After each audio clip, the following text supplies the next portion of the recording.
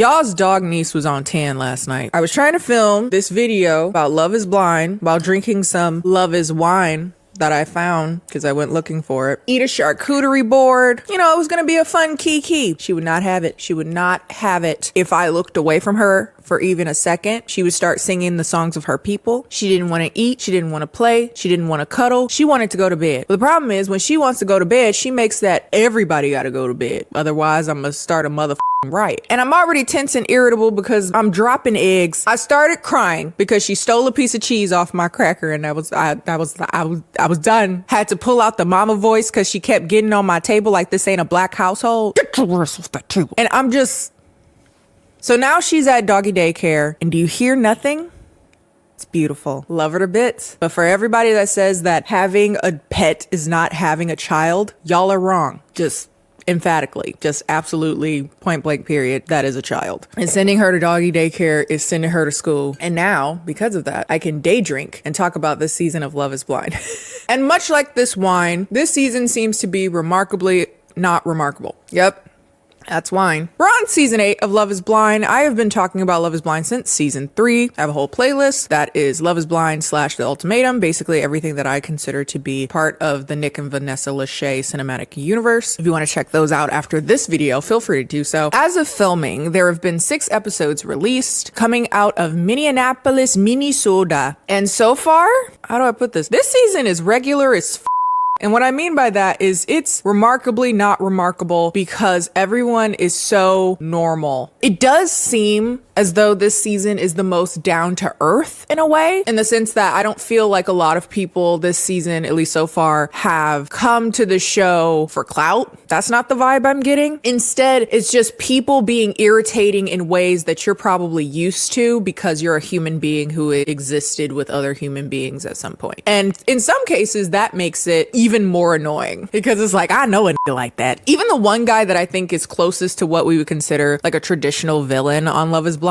is an asshole in the way that you've probably met a guy like this, you know? And then beyond that, most of this season just feels like 95% filler. Usually in the pods, something goes on that makes it like, ooh. But the drama is just like people not being able to choose between one or another. And that seems to be a pitfall that a lot of people, particularly men, have fallen into this season. Also, everyone kind of looks alike to me, especially the men, to such an extent that for a very long time, I didn't know anyone's names. They had nicknames because a lot of the people look so regular that they look like another person. So apologies in advance if that gets a little confusing because that's how I remembered people. Sorry to me, sorry to you, sorry to my editor. If you don't know what Love is Blind is, which is interesting that you started on season 8, but Love is Blind is a Netflix dating reality show in which hopeful singles go into these pods where they date other hopeful singles without seeing them, hoping to build a connection and get so close that they're willing to get engaged and eventually married. They get engaged when they get out of the pods, and then for the next 3 weeks or so, they interact face to face, they meet each other, they see each other, and really decide whether or not they could see themselves with this person for the rest of their lives. In the past, it has attracted people who were there for clout. There's been a lot of drama, usually outside of the 4 walls of the episodes. A lot of stuff that bleeds onto Twitter and TikTok. Last season, somebody had secret kids. It usually gets messy. Now, as far as I know, as of filming, I haven't heard anything like that yet, but let me know if there's something going on because y'all are the ones that keep me abreast of the tea because I don't go looking for it. It finds me. But yeah, this season seems like painfully regular, and that has its charms and I guess its benefits. But honestly, I was bored for most of this season so far, and that's 6 episodes. Each of them are an hour. That's not a little time to be bored. But I'm gonna hang on because sometimes the things that feels like it's not important end up being like something that relates to something else later in the season. So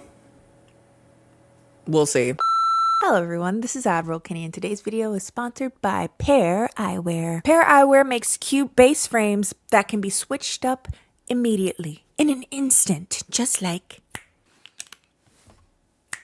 that. All you have to do is pick out your base frames. These are the Murphy, because I like a big Magoo. Then you can just pop on a magnetic top frame that changes the style or the function. These are now sunglasses. Now they're brown. Just go on there, pick out your base frame, your prescription, your top frames, and even do a virtual try on if you're not sure which one you want to get. Because you can instantly switch up the style, you can switch it up with your outfit, your mood, your functionality. They also do really cute limited edition collections. I picked black as my base frame, but they have a bunch of colors you can pick there too, as well as styles. So you can get something smaller, something more angular, more round. If you have a small face, if you have a wide face, these are like really wide, so my circle platter face girlies. And also, let's just be real, doing this is fun. So if you would like to check out Pair Eyewear, feel free to click on the link below or the QR code floating around my noggin to get 15% off your first pair when you use code KennieJD15. Big thanks again to Pair Eyewear for sponsoring today's video. Now let's get on to the debauchery. I ruined it by saying something, but that was... So let's talk about notable cast. As you guys may be aware, there's usually a lot of men and a lot of women. They say it that this is their most packed amount of people this time. But despite that, it seems like very few people get actual screen time. Most of the season focuses on the same two love triangles. And so some of the people, I don't even think that I'll have much to say at all. So there you go. But just know that they're there. So notable women. We have Meg, weird blonde, seems nice though. Nice enough, I guess. I could see that she probably feels quirky. So she sometimes inexplicably slides into a black scent, which I don't like. And she's a conspiracy theorist, which me personally, this is very personal, can't stand that shit. That shit is very annoying. But she seems cool or whatever, I guess. Lauren, boring teacher, kind of looks like Anna Kendrick. She has pick-me moments, but overall, I wish better for her. Brittany, I think the only dark-skinned black woman that is shown in the pods, and she's really cool. She is a D1 basketball coach, Christian, but a little gay, and a little gay. And she seems overall cool, if not still struggling with some of her internalized homophobia. But overall, she seems like a great person. Just currently on a discovery journey, I guess. Taylor, no opinion at all. I like her pink blazer dress she came in with, but that is a regular ass white woman who likes Christmas. Virginia, light-skinned Christian, gives pick me Christian. For those of you that know that vibe, she's fine. Like, again, otherwise unremarkable. I don't feel one way or another really, other than that like mild pick me vibe that I get from her. Monica, she seems nice, but we don't see her a whole lot in the show, at least in these episodes. She's half Chilean, so she's a little spicy white, but the problem is how I remembered her is because she kind of looks like classically Abby to me. And if you're lucky enough to not know who that is Ben Shapiro's sister. But unfortunately, several years back, she was doing a lot of ads to advertise her conservative lifestyle channel. She doesn't seem nearly as awful as classically Abby is. Sarah, white liberal TM. Molly, redhead with a cute little nose. She looked like Cindy Lou. Never had a boyfriend by choice. Seems very like superficially very chill. But when she gets in the pods, she like gets very excited and she's a bit of a motor mouth. She seems genuine overall. And last but not least, my girl this season, Madison. I was watching the first few episodes with my boyfriend, right? And I was saying like how much I really vibe with Madison. She seems really cool. And he was like, I'm sure you do, because that's you if you were a white woman. I love her. And I could understand why some people wouldn't, as I could understand why some people would find me annoying, I guess. But I love her. She's super interesting, has had a super interesting life. She's traveled. She taught English in Jordan. She went to Paris. She's an artist. She's very intelligent. She really focuses in on academics. She's had a lot of trauma growing up, but seems to be therapized because she needed it. Super self-sufficient to the extent that I could see it being a hindrance for her because she's so used to having to rely so much on herself. Very parentified vibe. Not that I would know personally what that's like. She has a very like calm disposition and I like her. She's cool. Oh, she also grew up quite religious and that kind of hindered her in some ways. A bit of a late bloomer.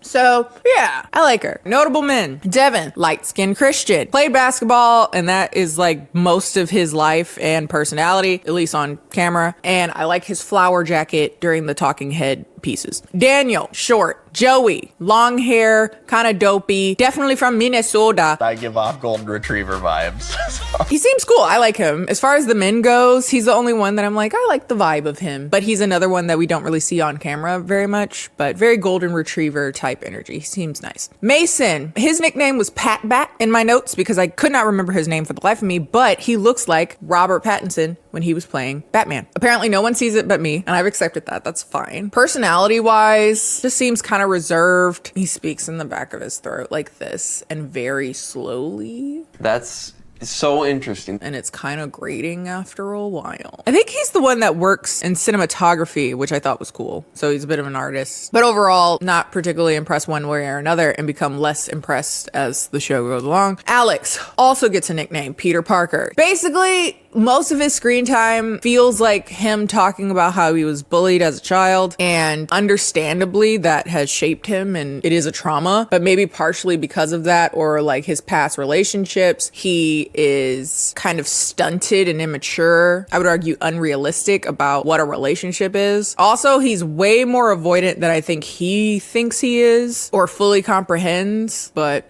that's neither here nor there. Ben, white Christian. Hated him immediately. Not because he's a white Christian, but because he has that vibe. And last but not least, or last and least, is David. He is the person that I would consider to be our most stereotypical villain this season. He sucks. But he sucks, again, in a way that you recognize. You've met a guy like David. He's a negger. He has a sense of humor that I cannot stand because I don't think ain't shit funny about how he talked to people. He says that he works in, quote, medical aesthetics, which I understand to be plastic surgery, and he admits outright that that has impacted how he feels women should look. During his talking head, has affected me in terms of what a woman should look like. which is honest, I guess, but him. And he says that because of that, he's on Love is Blind to try to get away from that. He also talks about Love is Blind as more of like a self-exploration exercise as opposed to being in a relationship with another person and getting married. Ugh. Just have kind of been an ass to women in my previous dating life. I really wanted to confront myself about that. God, why don't people get on this show to get married? I don't understand. They do it like, I'm trying to figure myself out. By getting married, bitch, go get therapy. Damn. Those are the notable people. Again, there were other people. There was always a black person in the background that I don't know their name. They never show them in the pods. And I'm like, I would like to know their story. And they would stay for a very long time. So they obviously talking to somebody, but we never see who they talking to. I guess the DI shit hit Minnesota too. But yes, that is what has happened so far. Now, because like I said, most of this season so far feels like filler, I have no desire to go episode by episode. I don't feel like that's necessary because it all kind of blends together anyway, for the most part, especially the ones that don't show up on camera that much outside of getting closer to their other person. So I'm gonna speed run some of these. 1, Taylor and Daniel hit it off. They end up getting engaged, okay? They both like Christmas. That's what they connect on and some other stuff. But remember, Christmas is a thing that they like, which is not unique, but okay. Monica and Joey get along, also get engaged. I like them. They both seem really dorky and nice. They share their traumas. You know, everybody shares their trauma. Assume there's a trauma that is shown and somebody cried sharing it. Somebody died, somebody broke something happened. Now that those are out of the way. So those two, quick, out of the way, got engaged. Now, let's talk about Devin, light-skinned Christian guy. He starts hitting it off with the other two black women I mentioned earlier, which is Brittany, and she says it like that, so I guess it's like an accent on it. Brittany. And Virginia, the light-skinned Christian. That's all you need to know. He getting along with both of them and making a connection with both of them. Personally, I prefer Brittany. She just seems so warm and they have a lot in common. Also, she has a fat ass. I didn't want to... First time she ended up on screen, I went, damn, lucky her. I know her back hurt, but like, lucky. But yeah, she's a great person. She seems really sweet. But as I said earlier in her cast, initial impressions, she a little gay. This has not been told to Super Christian Devin yet. So we'll come back to that. Okay, we meet David. Like I said, sucks. He shows that he sucks immediately. He's a negger. It's a very thin line between being a negger and being like banterous, and he's on the wrong side of it. Like, I love a banter. I love going back and forth. I love like feeling like we're sharing energy, like it's a little bit of like a sparring match. I love a brat. I am a brat. So I like that energy, but that's not what he gives. He gives guy who was really into like pickup artist shit in the early 2000s. Like the first thing he does when he goes in to meet a lot of the women, one of his first questions are, what's wrong with you? Why are you here? What's wrong with you? What's wrong with you? What the f? And despite that being his vibe, he does hit it off with two women. One is Lauren, the teacher that looks like Anna Kendrick, and Molly, orange hair. Confusing. His connections with them are very different. It seems like with Molly, they have a very similar kind of, I don't want to say standoffishness. They have a similar disposition. She's not rude the way he is, but they both seem kind of dry and maybe slightly detached. She's the one that hasn't had a boyfriend by choice. She's like, if I wanted to just have a boyfriend, I could, but like, I don't want to do that. They seem to be able to have fun with each other. But his connection with Lauren ends up being a little deeper and more like emotional and connected. It's something that surprises him because she's a teacher for some reason. I don't know why that surprises him, that he could be attracted to a teacher. But I don't even know how they got that far, because the moment him and Lauren met, his first thing that we see him kind of say on camera is ask her age. He's 32 and she says she's 30. And he says, okay, so you're no longer attractive. I'm 30. Okay. So you're no longer attractive. Oh my God. Okay. And somehow she doesn't just walk out, which was perplexing to me. Ain't shit we got to talk about. And they keep talking. And he also says, I have a OnlyFans as a joke, which I don't see what the joke is. You may do sex work. Okay. But I guess it was just to like put people on the defensive. I don't know. It was just really weird. And I don't understand how him and Lauren get along, but she seems to like him for some reason.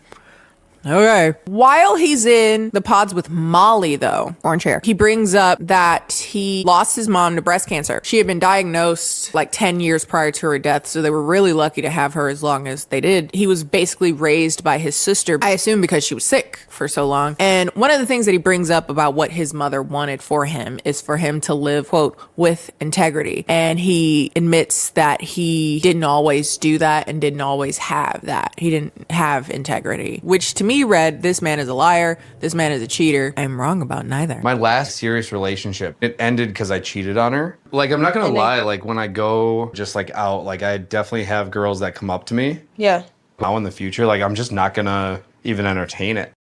Madison, my girl, she ends up making a connection with two people, Alex, Peter Parker, and Pat Bat Mason. I'm so sorry if that's confusing you, but it helps me. And just basically, she's so much more interesting than both of these people. I know because I said she feels like my self-insert that I'm like gassing myself up, but I'm just objectively true. Like she's so much more interesting than these people. She's well-traveled. She's very intelligent, has done very well in academics, well-traveled, very artistic. She's a painter. She also has a lot of trauma though. Both of her parents were addicts. So yeah, she has a lot to go to therapy for. And though those conversations are heavy, at least to me, it doesn't feel like she's trying to be fixed by another person or any of that. I think it's just more so the person that I'm with needs to know that this is my background. The good, the bad, the ugly, right? Alex, I guess in that moment of hearing those harder things, kind of shares, he has trauma too, but not as bad as her because he was bullied growing up. He also struggled with academics, which made his parents kind of ashamed of him. And he says that they kicked him out.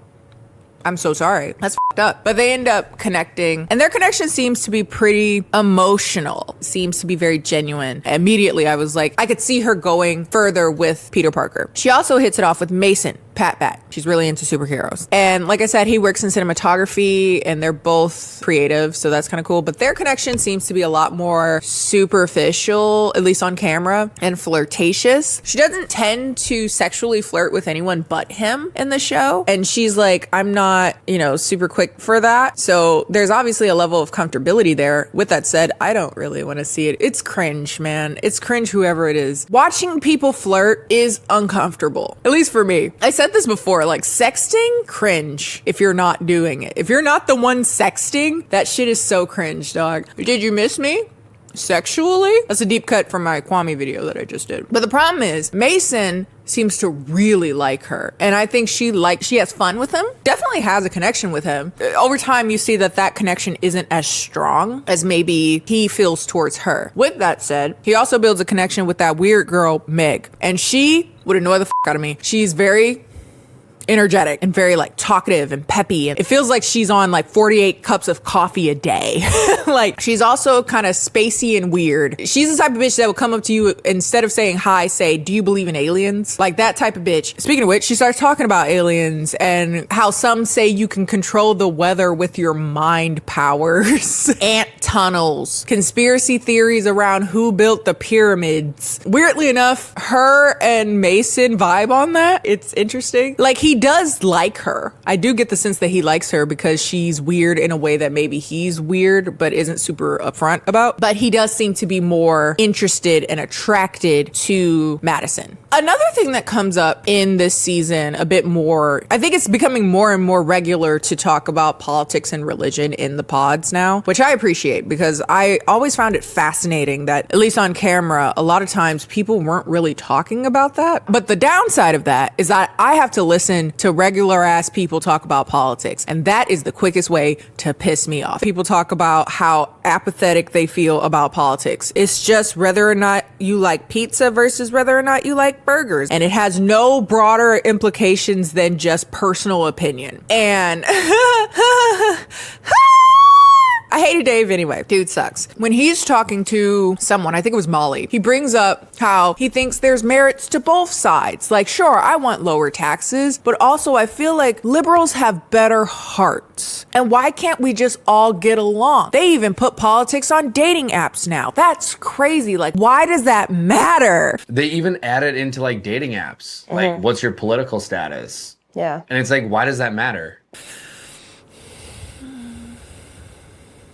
Oh, to live in a world where politics are just hypothetical. They're this nebulous thing that will never affect you. Like, why are you so bent up about whether or not people have rights and like have the right to live and not be bombed or be wrongfully incarcerated or killed by the police or like, come on, or like have the world get so hot that eventually it cracks open like a fucking egg? Like, why can't we all just be on the same page about how that doesn't really matter? And we are the world. Another couple that talks about politics is Sarah and Ben. Reminder, Sarah is who I refer to as white liberal TM. I should clarify, white liberal woman TM. And she talks to Christian good boy Ben. Now, she brings up politics and how it's very important to her. One, her sister is gay and she doesn't want to be with a person who wouldn't be okay with that. And two, they're in Minnesota, right? And George Floyd, for those of you that didn't know, that incident happened in Minnesota. So ever since then, because it felt so close to home, Sarah has been more involved and interested in politics, and the politics of the guy she dates is very important to her, so she says. And Ben's responses to the gay thing is very like othering. He's like, I'm cool with that community. I'm cool with those people. No discomfort around that community at all. I have, some of my closest friends are that way. Very much so. I tolerate their gayness as opposed to I see them as human beings. I believe that they have the right to be a fucking human being and love who they want to love, and they have the right to feel safe and protected in that identity and with their partner or partners, whatever. They deserve the right to healthcare and childcare, to adopt or to be parents in any way. They should be able to live normal in life. It's very much so like they're cool over there. And that seems to be enough for her. And then on the conversation of anti-Black racism, he's like, I don't really get involved. Black Lives Matter. Like, I'm not one way or another. I just kind of keep out of it.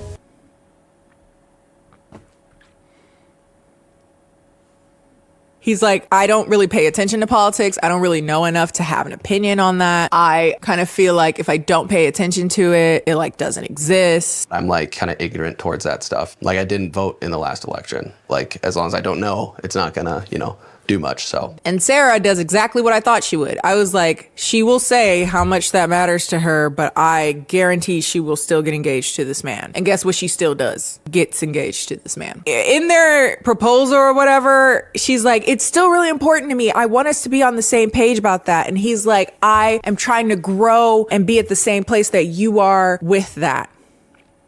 I guess just the innate understanding that black people shouldn't just be getting killed in the street by police is something he's gonna have to learn to understand. One of the things that I've noticed about liberal white women TM is that they will say all those things, but they will still date a conservative man. So it can't matter that much because it matters less than whether or not you have a boyfriend or a husband in this context. Embarrassing. Again, I've said it ever since Roe v. Wade got overturned. Y'all love to have these agree to disagree relationships with people that impact you. That's crazy. That is wild.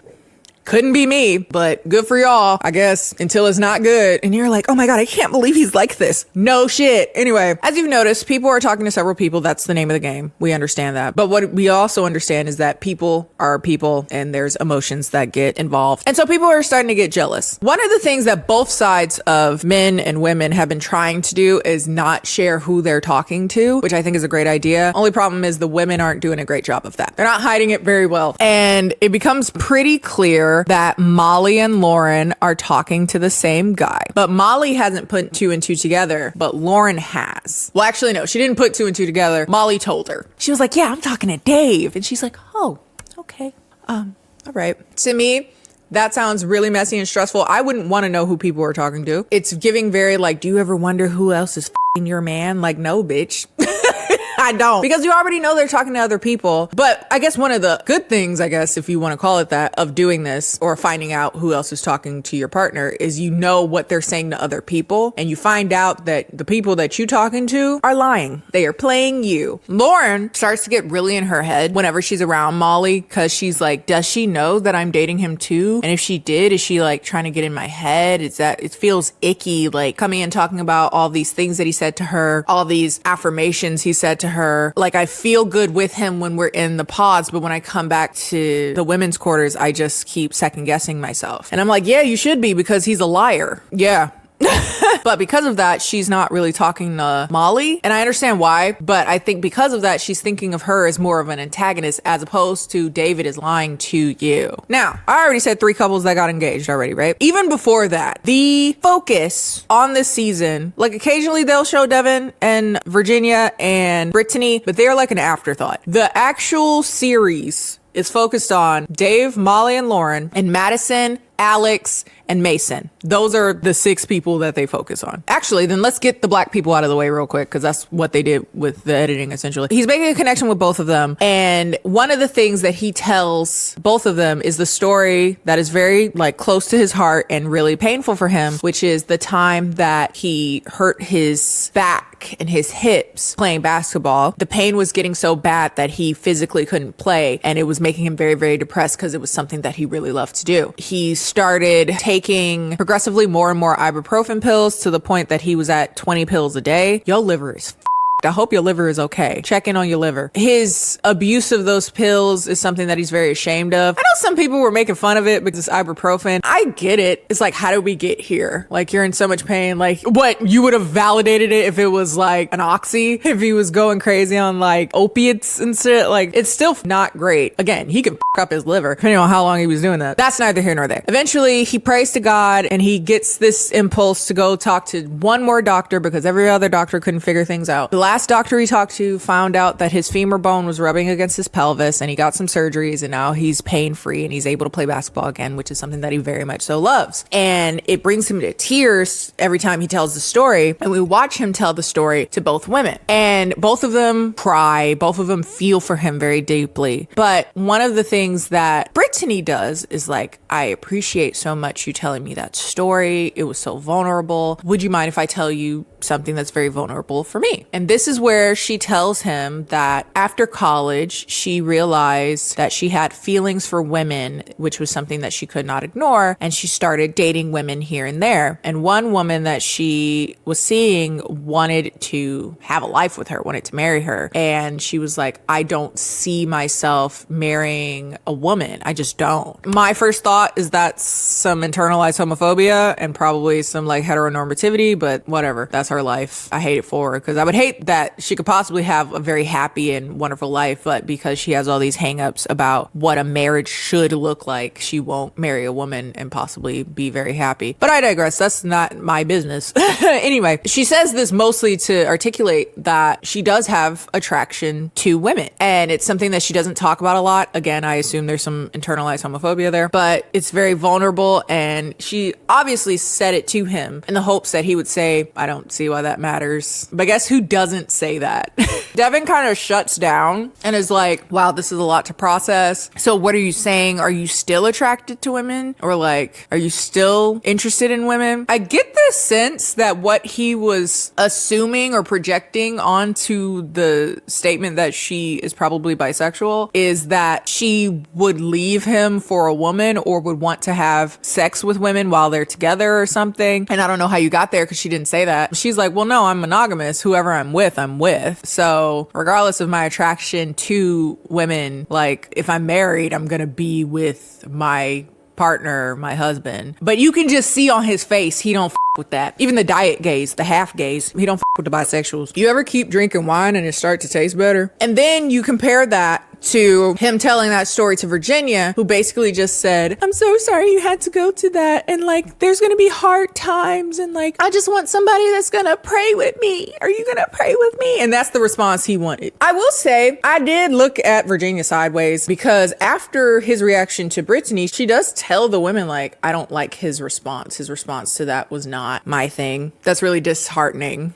like that he responded like that, because I was hoping to get some reassurance. I mean, I don't want him to lie. Like, I don't want him to lie and say he's comfortable with it when he's not. I do wish he were comfortable with it. And Virginia, who at this point has put two and two together that the other person he's talking to is Brittany, is like, that has nothing to do with me. I'm totally okay that he's a little biphobic. Because honestly, she probably is too. So, spoiler, not really. They end up getting engaged, Devin and Virginia. Yeah, the least surprising thing to happen. But what I did like, though, is that before they got engaged, Virginia was the one to break up with him because she went in there and she was like, I want a person who's going to be comfortable. I feel that I can be open with and honest with. And essentially, I don't think that's you. And he was like, yeah, I don't think it's me either. And they call it off. But I really appreciated that she was the one to say, nah, this isn't for me. I want someone that accepts me entirely. And I was like, you go, girl.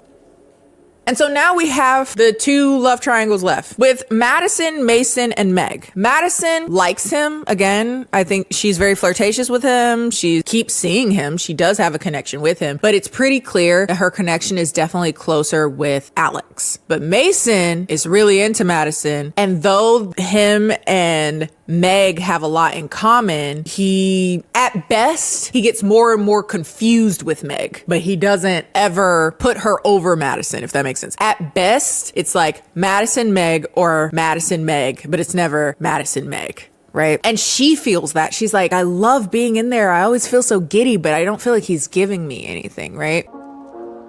Really? Yes. Okay. Now, Madison is connecting more with Alex, but the issue with Alex is that he gives avoidant more than he's aware of because they have a conversation about attachment styles. And she admits that, you know, in the past, she's been known to be the person to break up with the other person, the avoidant person, but that's something that she has been working on, and she knows that it's not conducive to finding a partner because she wants to share a life with a person, and it's lonely living the way she does, and it's by her own defense mechanisms. So it's something that she's obviously like thought about and is doing things to fix. But upon hearing that she is historically avoidant, Alex is like, oh, I've dated people on the extreme side of avoidant, and that makes me very anxious. And he kind of like shuts down. And he's like, I need all this like reassurance and that they're not gonna just poof one day. And she's like, I mean, all I can do is say to you that I am working on that, and it's something that I have been working on anyway, and that I don't have any inclination to run from you. I feel very secure. Honestly, I don't think she's avoidant anymore. She doesn't give avoidant. She gives secure, and he gives avoidant because he kind of withdraws from that. He's like afraid of that. Also, he has a history of having partners cheat on him or falling in love with other people. And I think because of that, he's more like looking for signs that things are going to go wrong, which is a hypervigilance that I personally associate with avoidant people to make sure, like, if I need to run, can I run? As someone who has struggled with avoidance. But I feel like I'm pretty secure nowadays. I'm secure. Don't ask my boyfriend to answer that. Now, eventually, Meg would find out that Madison and Mason are still talking. And that solidifies, she was like, I do get this feeling that I'm not his number one, but I really like him. And I wish that he would give me something. But again, Mason is more hung up on Madison. Eventually, Madison ends up just saying to Alex, like, I know that my other connection, Mason, is talking to another person and I just don't care. Like, I don't care. And I think that is a sign. And she says to Alex, like, I don't mind just focusing on you because like, that's kind of where I'm feeling anyway. But eventually that conversation turns into like when she's having a hard time, sometimes she just like disassociates and shuts down a little bit. And that seems like something he wishes he could fix. Like he outright asks, like, how do I fix that? Essentially, like, what can I do? How do I help? Whatever. And she's like, I mean, that's not something you're responsible for. That's something I need to like work on, which is, again, I feel like a very secure thing to say. It's not like, leave me alone. It's like, I got it. You can't fix everything. When I say shit like that, I'm like, I'm on antidepressants. I got a therapist. I got it. You don't have to fix everything, you know, just be here. That's nice. I think the reason why he asked that question is less to help her and more so to feel like he has some control. And again, he's always looking for like the possible downsides, and that's very annoying. Later, she talks to Mason. Again, he's going back and forth between her and Meg. And one of the things that he says is like, he's afraid of hurting Madison. And that girl don't give a f. She don't care. She really don't. Like, she likes him and that's why she's still there. But she is aware, like, I don't care that much. And she just says some things that make me laugh and make me feel like, damn, word. She says something along the lines as they're talking, like, I don't like feeling any intense emotion, honestly. But I really like feeling those deep emotions, regardless of if they're bad or good. I hate feeling any intense emotion. And I was like, word. And she was like, if you are concerned about making a decision because you don't want to hurt me, don't worry about that. Like, that's a non-issue. You have to pick who is right for you and don't worry about how I would feel about it. Eventually, though, Mason outright says, I'm committed to you. He uses the words, I want to be with you, to Madison. And she's like, ooh. At that moment, she doesn't really see it for what it is. She's like, ooh. But that's not a good sign. I don't think you want that. And she kind of deflects and make cream pie jokes. Me. They talk about how he wears Sauvage, and I made fun of that in my head, and then she made fun of it because I've never met a decent man that wears Sauvage. They could be out there. I've never met him. And when she walks out, she's talking to, I think, Sarah, and she's like, he just said he's committed to me, and it's just you, and I want to be with you. And I didn't know how to respond. And the other person's like, well, did you tell him no, you don't want to be with him? And she was like, no, because I don't know. I don't know that that's where I'm at yet. I'm still like figuring that out. But eventually, when she's like, I don't think grimacing is a good sign, when he says he wants to be with me, and my response is, ooh. So she goes in there with Alex and she tells him, like, yeah, my other connection said he wanted to commit to me, and I wasn't thrilled about that. I was scared. So I guess I got somebody to break up with. And I believe it was here that he outright asks, well, who was your other connection? And she admits that it's Mason. And apparently, him and Mason are very close friends, I guess, in the men's quarter. So he's like, oh man, that sucks. Oh no. But it's like, y'all didn't come there to make friends. You came there to get married. I mean, it's nice to make friends along the way, but that's the name of the game, baby. But they basically become boyfriend and girlfriend. And now it's her time to go in there and tell Mason it's over, right? So before they go in there, this is really f***ed up. The men are like cheering Mason on because I think he was going in there to like either propose or like they were gassing him up. They seemed to be like really excited for him. And so he goes in there and they're having their date, him and Madison. And she's like, hey, I think I'm going to go with my other guy. And obviously that's sad. Being broken up with or breaking up with people is not fun. Well, I think Madison is cool with it because in the midst of getting broken up with, he basically says like, I shouldn't have said that I was committed to you because I don't think that is how I actually felt. I kind of just said it and I like regretted it when I left the pods last time. And she was like, When I said it, I don't know if it felt right. Or I think it's that I'm breaking up with you and you want to save face with Meg after you said you were committed to me. Why would you say that if you didn't mean it? I mean, I don't know why you would say that if you didn't mean it. And he's like, no, essentially like, no, I really like felt bad about it. It's like, no, the you didn't. And so after breaking up, she's like, we're broken up. She goes to Meg. She was like, let me be honest with you. Let me tell you what he said. Let me tell you what he did. He said he was committed to me. And then when I break up with him, he's like, oh no, I said that, but I didn't mean it though. I was even going to tell you like, oh, I shouldn't have said that or whatever. Like something like that. Like all that bullshit. And one of the things that Madison says in there, and she's like, I think you were trying to keep two good things going and now you might lose both. That's the name of the game. And Meg is like, now I'll never know whether or not he's with me because he wants to be with me or because the person that he really wanted turned him down. When Mason goes back to the men's quarters, he basically blames Madison for ruining his chances with Meg by telling her that he said he was committed to her. He doesn't say what he said to them. He says, I said something that I shouldn't have said. And like, now I feel like, you know, it's bad. And she kind of like ruined my chances with Meg. And they were like talking to each other and blah, blah, blah. Girl. Then Mason goes in there with Meg and she's like kind of peppy and whatever. And he was like, oh, I thought you would be in a worse mood. And she was like, no, I'm not in a bad mood, but I'm gonna just be real with you. I've never felt quite the same feelings that I feel towards you towards me. I've always felt like I was in the dark. I've always felt not affirmed by you. I always wondered, like, do you even like me? Like, what is going on? It's always been just you for me. Like, I've been all in with you. And it's just like, I never felt that same energy back towards me. And now, since he doesn't have the person that he really wants, Madison, he's like, no, you've always been number one. You've always been my number one. Why the f do y'all lie? Why do y'all lie like that? That was unnecessary. Because like, one, he could have just been upfront with Madison. Well, I guess he said he's committed to her, whatever. He shouldn't have tried to take it back. That's what he shouldn't have tried to do. I don't want to feel like your second choice. I don't want to feel like who you went to because you couldn't be with the person that you actually wanted to be with. Yeah. And he lies and says, you've always been my number one. But no. Proud of you. She was like, no, I know this is something I wouldn't be able to get past. I will always have the question of, are you here because someone else didn't want you? Because the person you really wanted didn't want you. And good for her. She weirdo, but you know, good for her, weird ass. And then after that, Alex and Madison are together. And this is like the final stretch. They're thinking like, you know, we're going to do or die type thing. She is broken up with her other connection, but now he knows that the guy that he's cool with was her other option. And he's like weirdly protective of his feelings more than hers, because she tells him like, yeah, he said that he was committed to me, and then when I broke up with him, he took it back. And Alex does not acknowledge how fucked up that is enough for me, if at all. I don't even remember him saying like, yeah, that's really messed up, that's not cool. All he does is like make excuses or kind of explains it away, like, oh, I see his side, I guess I'm just a little too understanding, I can see where he's coming from. And she starts to get annoyed because she's like, one, you think it's cool that he said something so important as I am committed to you and then didn't commit to it? You think that's just cool to do? And also, it's not very cool that you're like putting so much emphasis on validating where he's coming from instead of validating me. Like, you're not listening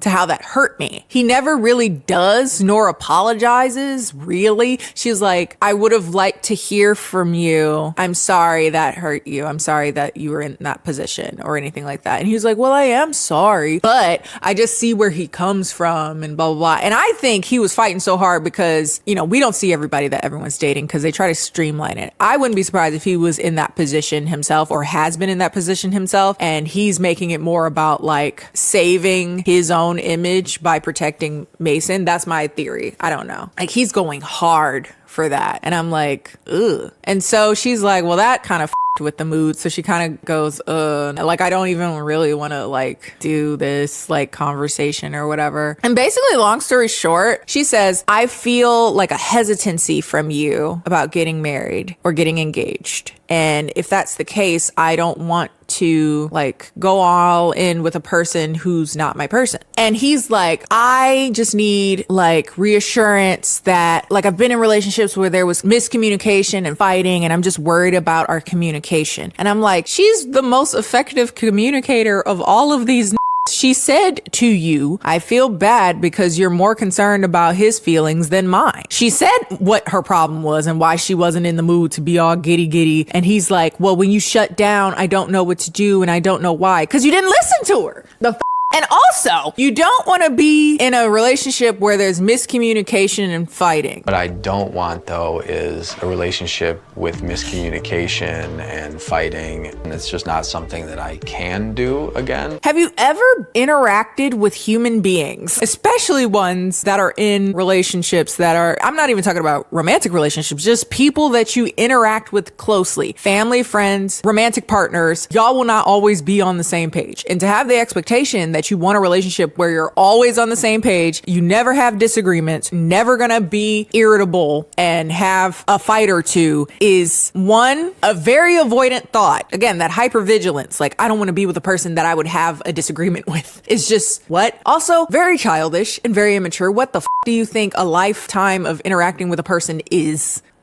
What? You childish as for that. It was weird because even as he was saying that stuff, his face physically looked younger to me as he was talking like that. Because I'm like, what are you that's so unrealistic. And that's essentially what she says. She's like, I cannot guarantee you we're never gonna fight. We're never gonna have disagreements. That I may need like 5 minutes away from you because I'm irritated. But all I can say to you is that I will always try and show up and do my best in communication. That is what a relationship is. It's unrealistic to expect that we're always gonna be on the exact same page. Like, what? She don't say this, but I would have. Grow the up. Like, what do you think a relationship is? Like, genuinely. With any person. I disagree with I love daily. What are you talking about? And so because of that, he's like, I don't think we're ready to get engaged. And she's like, okay. Like, it hurts, sure. And in like the talking head, she's like, yeah, it hurts, but I know it is the right decision because the person that I'm supposed to be with would choose to be with me. They wouldn't be afraid to be with me. Honestly, I was like, good, because that would get on your last nerves, baby, because he gets on mine, and I know how. I'm just saying. So there's that. They don't get engaged. She goes home, blah, blah, blah. Now, the remaining love triangle of sorts is David, Lauren, and Molly. Their connections are kind of different because, honestly, I think another situation where it's pretty obvious that he likes Lauren more, at least according to the edit, but he feels most comfortable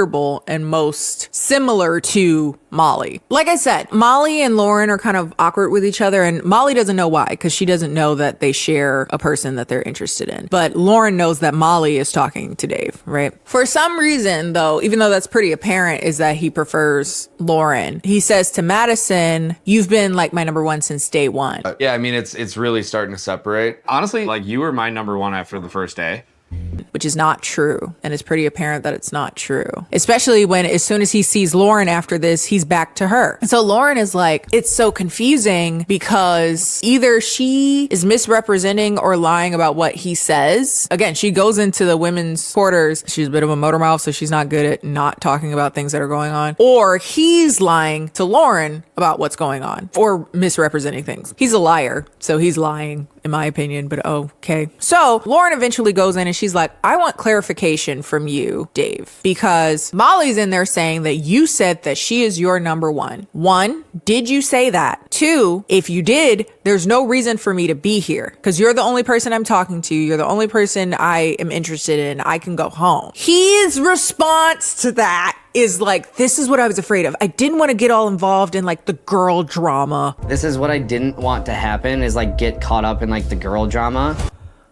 Girl drama? First of all, these are grown women. Two, sexist. Three, this is your fault because you lied. You lying, saying that one girl is number one and it gets back to them and you're like, oh, I can't believe they're coming to me asking me, did I mean what I said that time when I actually said it? Like, what the But she's like, just to clarify, you're the only person I'm here for. So if you want another person, that's fine. I understand how this goes, but I'm just being upfront with you. You're the only person I'm here for. I've never told Molly that she's like my number one choice. Like you were my number one after the first day. Now he's not back to knowing who he's supposed to be with, even though it's pretty clear that the person he wants to be with is Lauren, but he starts to like spiral. He's like, I'm scared of my feelings for Lauren because those are like emotional. Whereas him and Molly have quite a bit more of a superficial and therefore safe feeling relationship, I guess. He's like, oh my God, I have so many feelings for you and my heart is throbbing. I can't breathe. Oh my God. Holy shit. Are you okay? Yeah. Oh, my heart's like throbbing right now.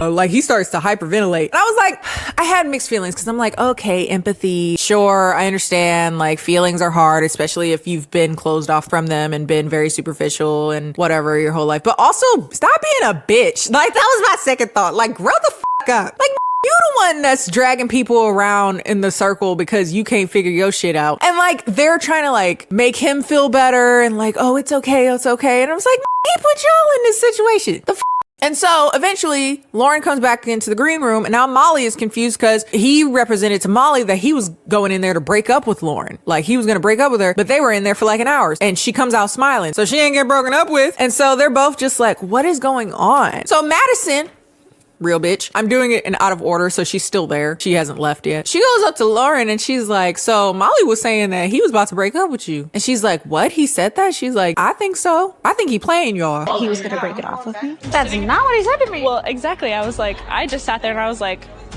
wow, this is also interesting. I think he's playing you guys. Yeah. Which he is. Back with David in the men's quarters, he tells them outright Molly wasn't his number one. So you do know that she's not your number one, but you told her she was your number one. Why did you do that? He's like, I'm so afraid of my feelings for Lauren. And I guess because of that, I thought it was safer to go with Molly or whatever. Go to therapy, bitch. Why are you getting married? Why do y'all love to get married instead of go to therapy? Those are not the same. Why? Oh God. Like he crying a lot and I get it. I guess he's in pain and he's panicking because he thinks he maybe messed things up with Lauren. Just in general, like, oh, all of these emotions, I'm not used to being so vulnerable and yada, yada, yada. I get it. But it's hard to give a personally. Maybe y'all do. I don't. And I guess I'm sorry about that, but not really. This is a problem of your own making. And again, you should have went to therapy instead of going on reality TV. But eventually he does say to Molly, I think I need to see this through with Lauren. But he doesn't outright say, I'm breaking up with Molly, which I understand the confusion because he keeps going back and forth. I was your number one. I was this. And she was like, so are you ending things with me? And he's like, I mean, yeah, that's what I said. She's like, I feel like you're trying to push the job of ending this onto me because you didn't even say the words, I am breaking up with you. And she's like, so are you ending things with me? He was like, I thought I just said that. And it's like, I think you should own your decision and make it. No, I know, and I thought I just did. Yeah. So she leaves out. Her first thing she does is go to Lauren and apologizes. She finds out later that his other person is Lauren. And she's like, I was talking about it so much in front of you. I feel so bad because I thought his other person was Sarah. And so I was avoiding saying stuff around Sarah, but it wasn't even her. And I feel so bad. And she starts crying and she's like, obviously hurt from what just happened. And she's like, I'm trying to not speak badly about him, but she's like, he said certain things and I feel like he misrepresented himself or his feelings or whatever. And Lauren is like, oh, is he going home? And she's like, no, he wants to see things through with you and that's why I don't want to like badmouth him or whatever. At the end of it, this is really cute. They really figured it out. It's actually really nice because Lauren was like, at the end of the day, he shouldn't have put us in this position. This is his fault. This is not us. This is not an issue with each other. This is his fault. And they hug it out because it's true. It is his fault. Despite that, and despite him obviously misrepresenting some shit, it doesn't stop them from continuing to date David and Lauren. He admits that sometimes he's afraid to be happy or whatever. And I think that's why he was self-sabotaging and whatnot. And Lauren says, I heard you were trying to break up with me. You said to Molly, she was your number one and that you were going to break up with me. And he says something along the lines of, if I said that to her, it was a lie. For her to say that I said she was my number one, if I said that, that would have been a lie because you've been my number one for the past, like, as long as I can remember. If I said to her that she was number one, it was a lie because it's always been you. Who lied? Did she lie or did you lie? If I said that, it would have been a lie. So that says that you lied to her about being number one and now are admitting that you lied to her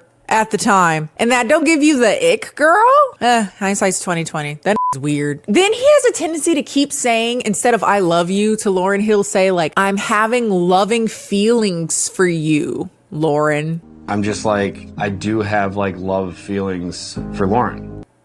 What in the robot? So weird. Okay. He also starts to have a breakdown because he's nervous about her meeting his sister, who is weird from what he said about her. Essentially, she wasn't cool with him coming on the show because none of those women would be good enough for you.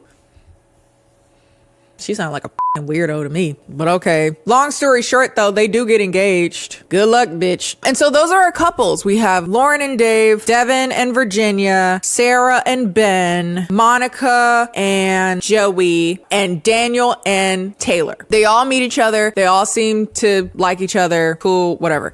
Except the last people that meet are Daniel and Taylor. And she seems a little awkward around him. And I was like, well, it is an awkward situation. She's like, he's a little shorter than I expected. Well, he is short. He brings up that he's short all throughout the show. So it is what it is. But 24 hours after meeting, Taylor sits down and she's like crying to the camera. And she's like, when I saw Daniel, I had a sense that I had met him before. I had seen him before. And a few months before we started filming, I had gotten a follower request on Instagram. And I had looked at the page. We had a few mutual friends. And I remember distinctly a picture of him in front of a Christmas tree with his legs crossed and a drink in his hand. And so now that we have our phones back, I recognize his account. He knew who I was before we started filming. I believe that he knew what I looked like. I believe that he followed me. I believe that he knew certain things about me, my favorite food, where I worked, like stuff like that. Cause I say like, I really love Taco Bell. I love Christmas and I'm a nurse or whatever. And I feel like he knew certain things about me. And throughout their dating experience, there'd been a lot of like both of them going back and forth. Like, it's so weird, like that we know each other like this. And like, we've never met. And it's like, we're so connected and we have all these things in common. Also in the pods, they had a conversation explicitly about Instagram and about what her handle was. And he was like, I have a weirdly specific memory. Like, no, your handle doesn't sound familiar to me at all. So he had explicitly said, I remember handles really well. And I've never followed you. I've never seen your Instagram. I have no idea what you look like. It was very specific and weird in hindsight. So now she's like, did he just know this shit because he was on my Instagram and saw a bunch of shit about me?